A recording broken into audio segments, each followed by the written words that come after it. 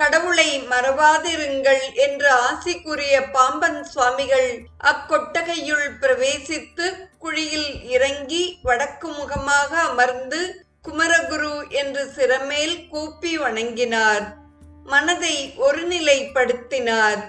பாம்பன் சுவாமிகளுக்கு பல சோதனைகள் ஏற்பட்டன.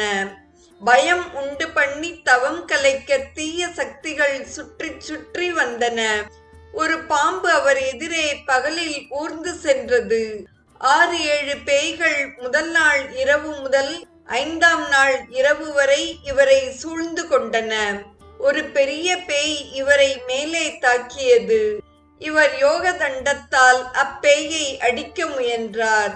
அத்தண்டம் வெறுவெளியில் செல்வது போல் பேயை தாக்காமல் சென்றது. அதன் பின் பாம்பன் சுவாமிகள் சடாக்ஷர மந்திரத்தை உச்சரித்த அளவில் அம்முனி தெற்கு நோக்கி ஓடி மறைந்தது.